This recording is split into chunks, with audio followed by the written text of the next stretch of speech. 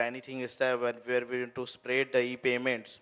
I think advertisement or awareness is something which is no. We see IPL, we see ads of consumer goods every now and then.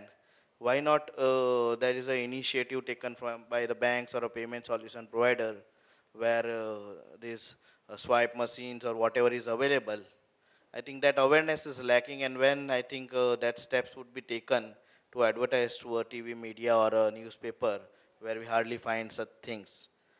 So these are the two main points which I would like to have a view from the panel. Would somebody like to take that up? So awareness, related to awareness. I'll talk about some of the things we've done as a payment brand.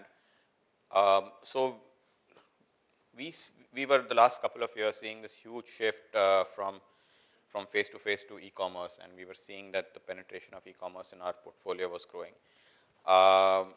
We also observed that, that the one big hindrance or the one thing that was inhibiting consumers from transacting or using their debit cards mostly online was the concern around security.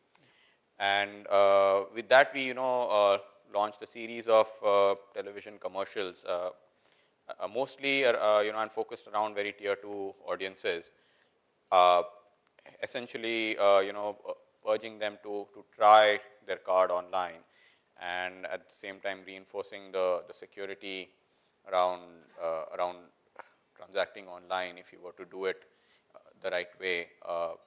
And we've seen banks investing a little bit in these areas as well. So there are quite a few initiatives that are sort of going on, and they do lead to positive sort of shift. But I agree with them. I think there is room for a lot more awareness building, and you need to really find those critical points of within the segments and more driven by user behavior that you need to stress on in your communication.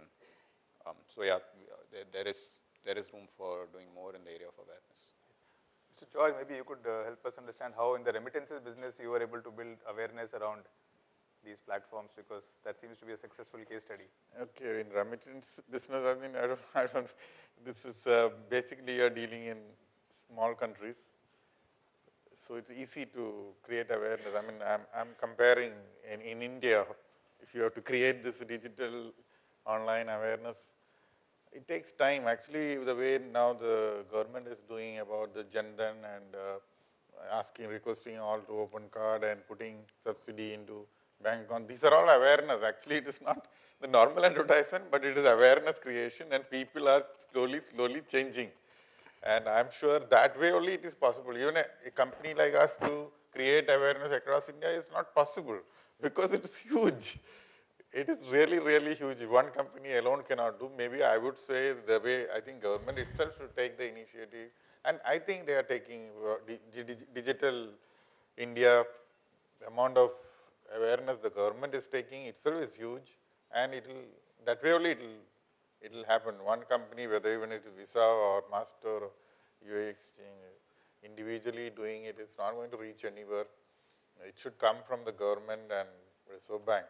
This education of coming from cash to card or mobile or whatever form of digital has to be educated from the government level, I think, which will give more confidence in a private company doing it. And if technology is available and is user-friendly, it is transparent, it's comfortable, speedy, everything, people take it then. And about the speed of technology, I think one of the pillars of Mr. Modi's government, and I came to know that every week he monitors this optical fiber link laying project. Every week he is monitoring, it seems. There is a committee meeting which he chairs, and he monitors how many kilometers of optical link is laid in the country on a weekly basis. That much he is focused on digital. How to create this high-speed network for the common man and the poor people. So it will happen. It's a matter of time. 1 or 2 years, you will see all this coming in together. So if I can elaborate a little bit on this, is awareness is a concept which is can be looked at from perspective of need. If I have the need to get money from abroad or from some other person, and I feel that it's easier to get it through an account, I would do it. But what about the tier 5, tier 6 places? Even if we tell them that they have a need, but we tell them that you put it into an account, they have to travel 80 kilometers, 100 kilometers, go to a branch or an ATM. That takes up half of their day, okay, or almost full day. So it's awareness is need based. If you are in need, you will try to get yourself aware. But digital is not still a need in rural areas. Rural areas, cash is there. You even if a subsidy comes in, what do they do? They go withdraw the whole amount, come back, and use it whenever they want it. They don't keep it in the account. How many million accounts have been created today in the Jan Dhan Yojana? Okay. But how much amount of cash is there in that? How much deposits are there? There are very less. Yeah, another fact is that if you don't have an exit, you don't have an entry. Okay, so if they don't see that they can easily withdraw cash nearby, they wouldn't put cash in the first place. Okay, that is also the reason why a lot of people don't put cash in cash cards like Paytms and all. I use Uber regularly, but what do I do? I just put 500 rupees, right, in that and use that, because I don't know how. If I put 5,000 rupees and I need it tomorrow, can I withdraw it? I can't. It's government or our regulations, not just here, across the world, in many other places also, do not allow a semi-closed loop card to withdraw cash out of that system. So there is this. The need has to be there for certain things. A use case needs to be there for that awareness. Just creating awareness, you are going to blow away a lot of money. Without that person or those people wanting to having the need, nothing is going to happen if the need is not there. So time comes when people want to use certain things, when they see other person using it, when they go and see that aspirational levels come up, and then they say, okay, I want a contactless card, when they see other person using it and the ease of which it used. Okay, you don't even give the card to somebody, right, for them to swipe, or you just tap it and it's done. Okay, so that when they see, they will start demanding from the bank. And when that starts happening, the chicken and egg story will resolve. Okay, you will start getting infrastructure there, you will start getting more cards there, and people will start using it. It's going to take time, as Abhijit just said. It's going to take some time for that whole thing to come up. Okay, but that is the need has to arise for that thing to come up. There is a little bit of push also from people saying that this is the aspirational card, that this is the tap and go card, so people will start using it or demanding it. So there is some level of push, but you cannot just go and do awareness to everybody. It's just waste of money. Okay? Yet at one certain level, yes, but otherwise it's need based. I agree with them, and my point around specificity. So the TVC that I just talked about was about this guy from a tier 2 city called Somu, who's buying lingerie online for the first time for his wife. If you've seen that commercial, it needs to get that specific to resonate with the right audiences. Sorry, there was a question here which we were not able to take up earlier. Yeah, my name is Anthony. I am part of the Eden Red team. Okay, what we understood probably is, I know issuance is not a challenge. It's purely the acceptance what we are debating, and we have been discussing on it.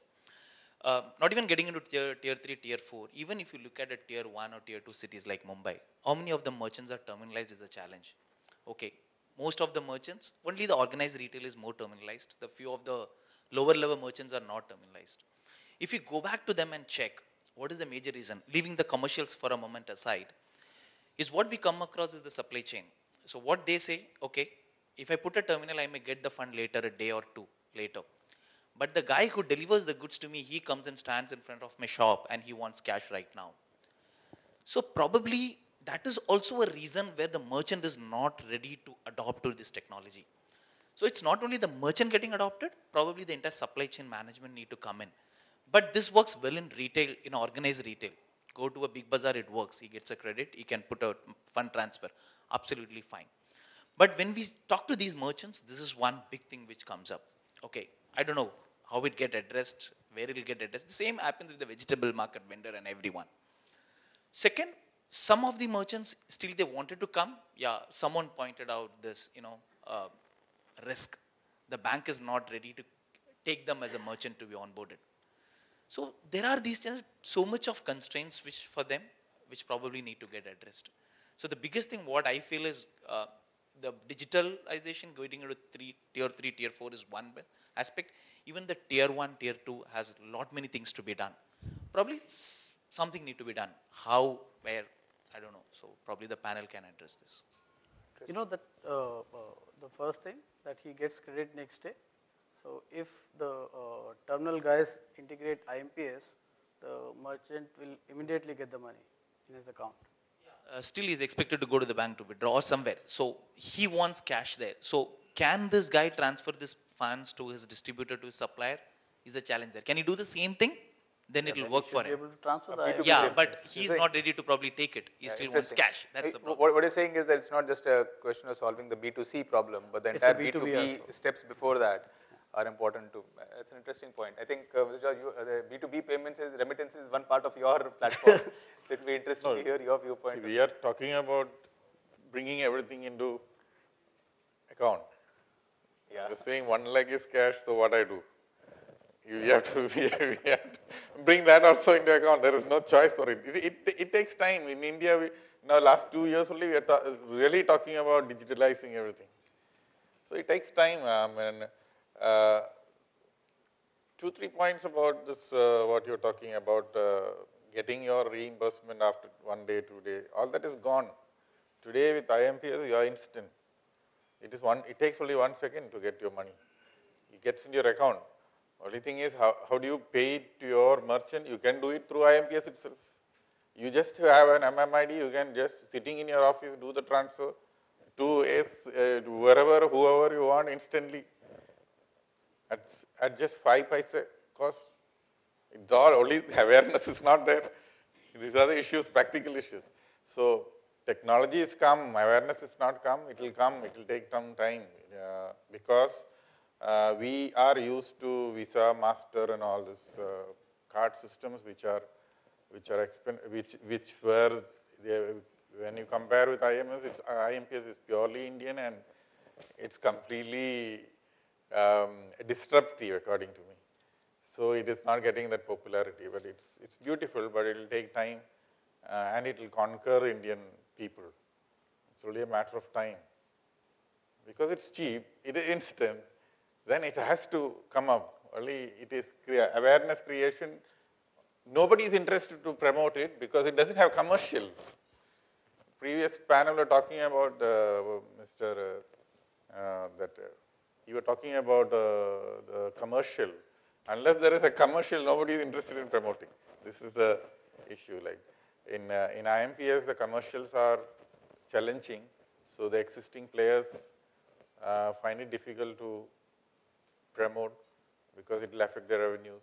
Banks are not interested, then why talk about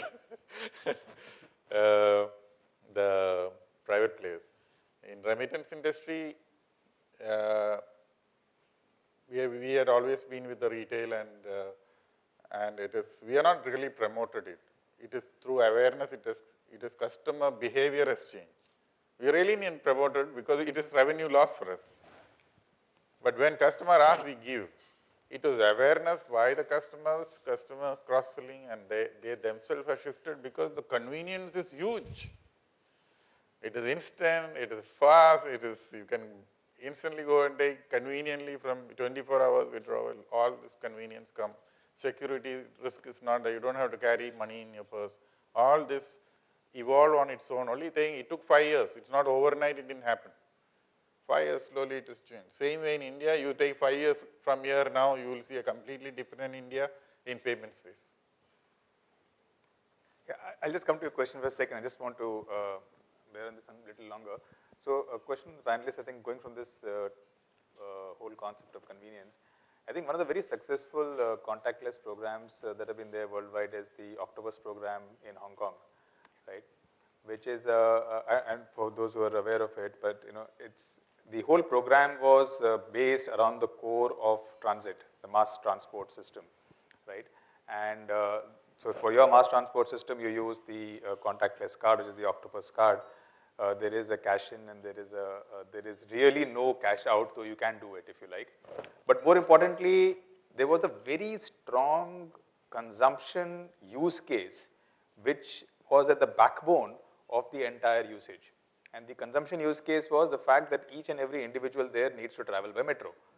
And therefore, you build the entire platform around that. And then, of course, from the metro, it goes to the fact that when you're getting into the station or going out from the station, you will be crossing various shops and where you pick up your daily provisions.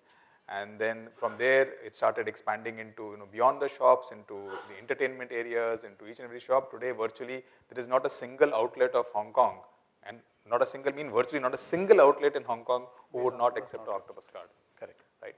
But the interesting thing in this was having one single use case, which was so powerful because it was a consumption use case, which every day I need to travel, so I don't have a choice. I need to do that. So it will be interesting to understand, from the panelists here that is there, while we've been talking about contactless in the Indian context, is there a lack of a very genuine use case here, which is causing difficulty in the acceptance of many of these kind of innovations? When people talk about wallets, is there a lack of a genuine use case which is resulting in the fact that things are not able to take off? We can obviously blame lots of other things. We can blame the infrastructure, we can blame things. But is there sometimes when the need is very strong, everything else ties up. It just falls in line. So, is there too much technology chasing too few genuine cases? Is there an overboiling of technology that has happened in the market? It will be interesting to hear some viewpoints on that. Can I take it? Sure. This is an interesting concept. Do you think that we don't have the need? We have the need, right? Railways, people travel. Metros, people travel. Metros have started some card. I take the C-Link almost every day, some time back before I shifted out of Bombay. So, what happens in the C-Link? If I take a monthly pass,